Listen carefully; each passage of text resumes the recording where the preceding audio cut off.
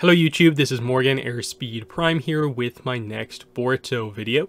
This is going to be my speculation heading into Boruto Two Blue Vortex chapter 10. So this is obviously going to be the, second chapter in volume 3. So it's going to be right in the middle of a volume with the build being to chapter 12, which will be the kind of volume 3 volume ending chapter. Just I suppose a note going forward with these, kind of like I think I mentioned in the last one, I will be trying to do these speculation videos in or around this time leading into the next chapter, because they do seem to put up the one-page preview, sneak peek at the chapter, roughly a week before the chapter releases. And so this week's chapter seems to be coming on the 21st this month, so they're putting it up now. So yeah, just to be clear here, the chapter 10 preview page is this. So we have an interesting page here with Sarada with her Sharingan activated, dodging this, I guess, Chidori from Hidari. So that's a fun thing to say.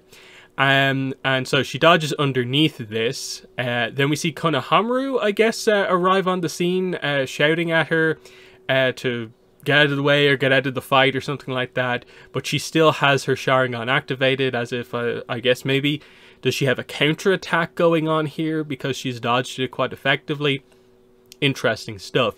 But certainly something we were absolutely waiting to get in an upcoming chapter, because it's been like 2 chapters now of Sarada and Sumire running to get to the scene of the incident. And so it seems like in chapter 10 they're finally going to arrive, and yes, we will get some sort of a confrontation between Sarada and Hidari. So I'll discuss that when we get into it.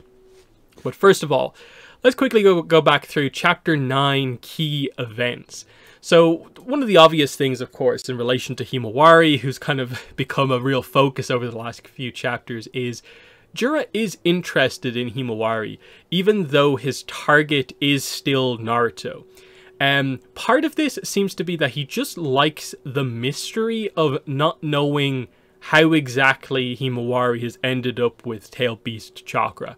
He doesn't know, and that intrigues him, and I guess he would like to capture her for that reason.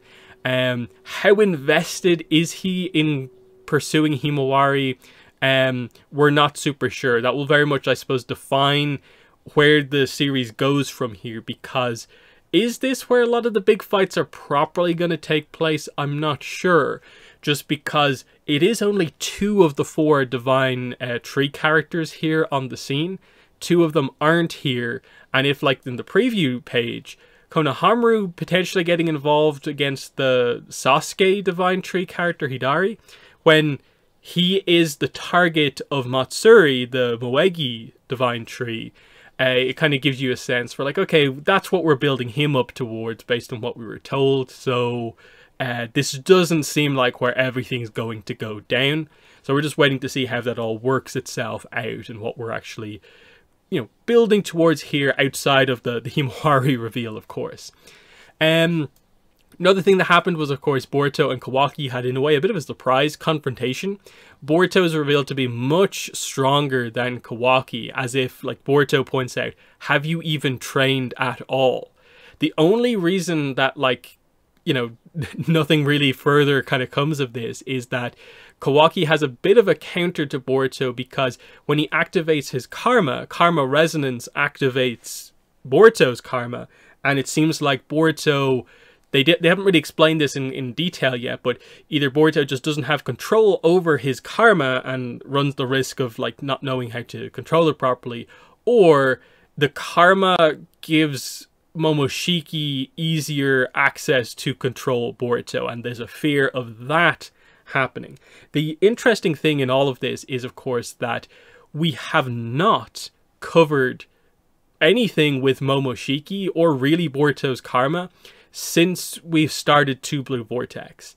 So I'm really eager to see if they do anything like in the next chapter or the chapter afterwards about this, in that, like, has Boruto just escaped here to like make the karma go away, and it will eventually go away? Or will we actually get a reveal of like, oh, here's what happens these days when Boruto kind of goes out of control? that Momoshiki is trying to take over or isn't trying to take over, and it's something more specific about the karma. We just don't know yet. And then, of course, the big one, Himawari herself, and the fact that she's basically a Jinchuriki now. And we get her speaking to a new small nine-tailed fox. Still a lot of questions, but that's going to be the first kind of big talking point here is, okay, yes, the last chapter, what it did compared to chapter 8. Chapter 9 confirmed, yes, she is a Jinchuriki because she's having a conversation with a tail beast in that sort of like inner world space where Naruto would talk to Kurama. So that seems to be direct confirmation of that. Otherwise, the only interesting stuff to read into here is just that, one, the Nine Tails is in quite a small form compared to like the fully grown Kurama that we're used to. That's interesting. And then the dialogue, the fox refers to Himawari as little girl and asks like, hey, do you know who I am? And then Himawari just calls the Nine Tails, not Kurama by name, when you would assume Kurama knows Himawari's name, and Himawari should know that the nine-tailed fox is called Kurama. So, is this like this for specific reasons? Or is it just that, wait, actually Kurama, I guess, might refer to Himawari as just little girl? Himawari being maybe slightly confused about seeing a different form, a different look to the Nine Tails, might not be fully sure what's going on. But of course she sees a fox with 9 tails in front of her, so it's the 9 tails. But that's what we're waiting for. That's obviously why that was the cliffhanger reveal for chapter 9, was that, okay, here's the obvious confirmation from chapter 8, but now let's actually get into this more. And so we're waiting for the answers in chapter 10, which I do hope we get some of. It's one of those things where, like, I think now that we've done the obvious just, hey, she is a Jinchuriki reveal, the details of this shouldn't be too big of a sort of like spoiler that we have to build to a major chapter towards. This feels like information you can just present now, because I'm guessing you're doing this to push Himawari into the spotlight a little bit more. Here is a way, making her a Jinchuriki, having Jinchuriki powers, to allow her to kind of be on the level of more powerful characters despite being younger. So that's kind of cool. So yeah, the questions that remain are obviously like, hey, this Nine Tails, does this Nine Tails, one, have Kurama's memories? Is it brand new? Is it still Kurama? And obviously, how did this occur? Why does Himawari randomly have a tail beast inside of her? Because otherwise, what we know of is that to put a tail beast inside someone, it's a whole kind of like ritual thing that's kind of traumatic, but it doesn't seem like Himawari ever went through something like that. And we've never been told about like the Nine Tails put some of its chakra inside of Himawari at some point. So there's obviously some brand new reveal that we don't really know about that's about to happen. One speculation could be that, like, is this going to be like a new lore reveal about how the children of Jinchuriki work? Because of course, how this has been done in the past with like Naruto, because he was just, the Nine Tails was just kind of like put in him, we didn't get any sort of reveal about like what potentially would have happened if Kushina had died before any sort of transfer into Naruto had happened. Because she gave birth to Naruto while still being a Jinchuriki, was there something that was just born into Naruto? And is that a way to explain kind of what's happening here? That just Himawari, by virtue of being born to Naruto, just had some of the kind of tail beast chakra in her, kind of latent underlying, so that when the core of the Nine Tails went away, died, the little bit, that spark that was left in Himawari kind of became the Nine Tails. That's one maybe speculation avenue to go down. Or is it just like because of specifically what happened to Kurama, the Nine Tails, the Baryon mode? Is it more like, okay, he did something to allow for his eventual survival or something like that? Because what we're trying to kind of address in all of this is the story clearly went with the idea that this death of Kurama is different than the standard tailed beast death and rebirth. That was the whole point here. Is it's meant to be permanent. Like, I will be gone from you, you won't be a Jinchuriki anymore, and there's no just finding me again and we'll fix it that way. Baryon mode was literally this like energy destroying technique, and Kurama is energy. That was the fuel for this technique, was literally what Kurama is. So that should be gone. So how has the Ninetales survived? Is it just that the personality of Kurama disappears, but there always has to be a Ninetales? Or, like I'm speculating about here, is there some sort of thing where there's like a fragment of Ninetales chakra that was in Himawari somehow, and that's what we're dealing with here. That's what we're looking for the answers to. And that's kind of what I talk about here. Obviously, will Chapter 10 explain this? Obviously, there's a talk happening right now, and you have to assume the next thing that happens should be Himawari going, oh, and by the way, like, how are you here? Because, like, she would know at least a certain amount of, like, what happened with, like, Naruto and the fact that Kurama should be gone. And does she know the full stuff about Jinchuriki? Perhaps not. But she would obviously have a lot of questions about, wait, why are you here? How is this happening? And what does this mean? Because the tail beast did say something like, oh, I can't believe the tail beast sort of like hunted me down like this. What was that about? So obviously Ninetales is aware that a Ten-Tails is after him. So what's that about?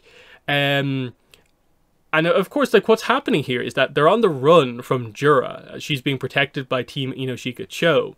And she was about to, before this conversation took place, about to run off on her own to basically save everyone else because they're after her specifically. So will this reveal that she's a Jinchuriki change her plans? Because now suddenly, like, I guess the Ninetales is maybe going to get across the idea of, you can't let me be captured. You have to allow yourself to be protected here by Team Inoshika Cho, because right now you wouldn't be powerful enough to defend, and if you do get caught saving everyone else, it would be really bad, because a Ten-Tails should not have a fragment of another Ten-Tails for, you know, bad reasons. Because that's another thing in this as well, is that that's what we're dealing with here when you frame it that way. The Divine Tree characters are Ten-Tails fragments to a certain degree, which is exactly what Jinchuriki are, effectively, because the Ninetales is a Ten-Tail split into 9. So there's some interesting kind of stuff there, because this is obviously a fragment of a Ten-Tails, and why is another Ten-Tails after that, and what does that mean? There's some interesting potential with what happens here, because what Himawari decides to do probably will determine what Jura plans to do, which really decides on what's going to happen next in the story, which is quite important. But either way, like, the idea of Himawari jumping into the spotlight a little bit, becoming a Jinchuriki, like, I'm super excited for, like, if we ever do get to, especially maybe soon, see her go into some sort of a Jinchuriki mode and be glowing like orange. That's super, super exciting to see something like that. So yeah, Boruto obviously is running from Kawaki to stop the karma resonance. And this is where what we want to see in Chapter 10 with Boruto is, I would say, not too much focus on him, but I'd like to at least get a little bit highlighting the idea of how big of an issue is this? Like, just that little interaction with Kawaki, is this enough to almost trigger Momoshiki coming out? Is it something more specific to the karma? Will we address, like, why weren't you able to gain any control over the karma during all your training? If you could learn all these amazing jutsus, what prevented you from having any control over the karma? And is it the weird interaction of, like, him having the karma and then also having Momoshiki inside him? Is that kind of part of the dynamic here? It's a very unique situation now. Because again, Momo wants to take over, but we know Momo can never revive into Boruto because he had to give up a portion of the kind of revival aspect of the karma to save Boruto's life. So Momoshiki doesn't want his vessel to die because he would die too. But what's Momoshiki about these days? Is he just trying to ruin Boruto's life? But then he has to kind of exist through Boruto.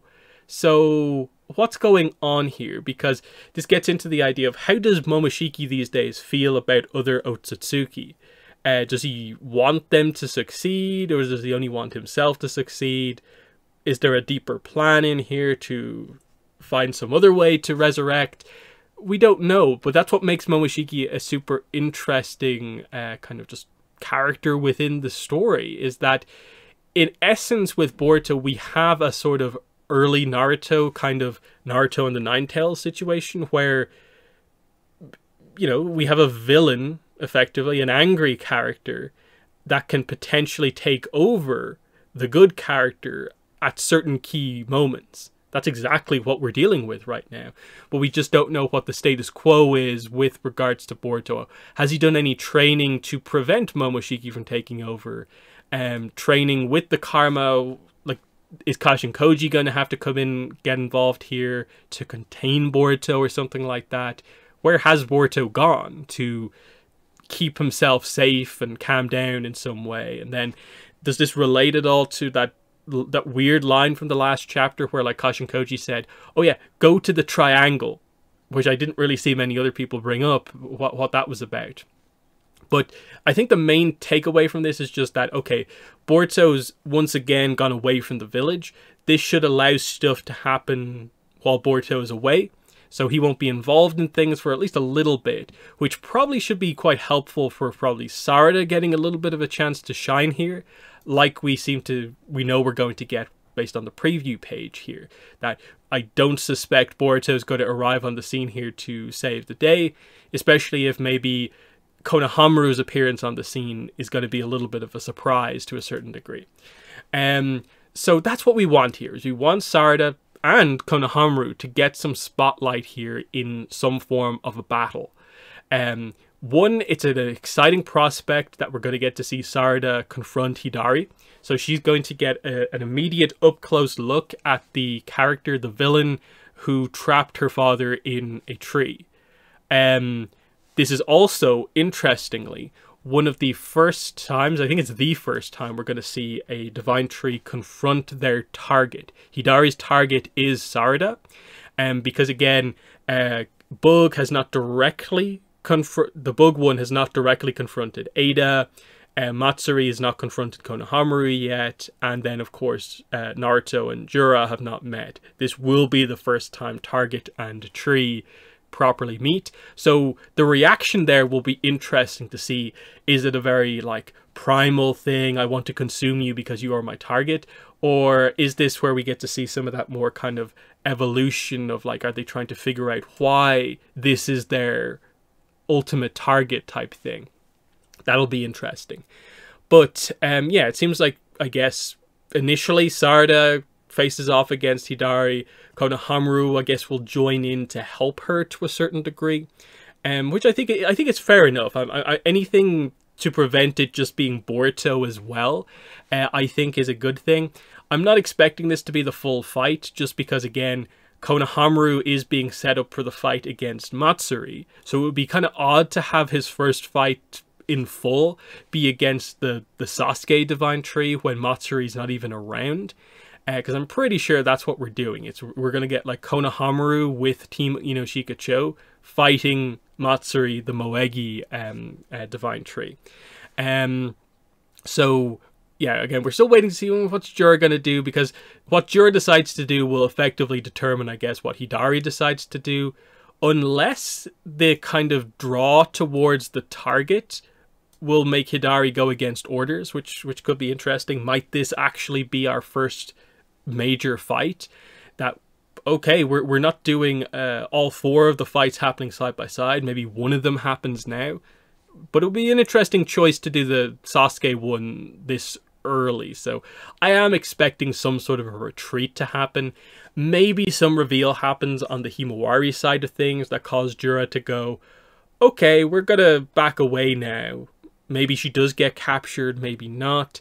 Maybe he learns something about Naruto specifically and has to retreat just to figure out what to do next. There's a few options they can do here.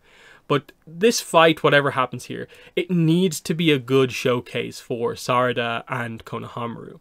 Both of these characters I don't think have been treated or used the best when it comes to writing, presentation.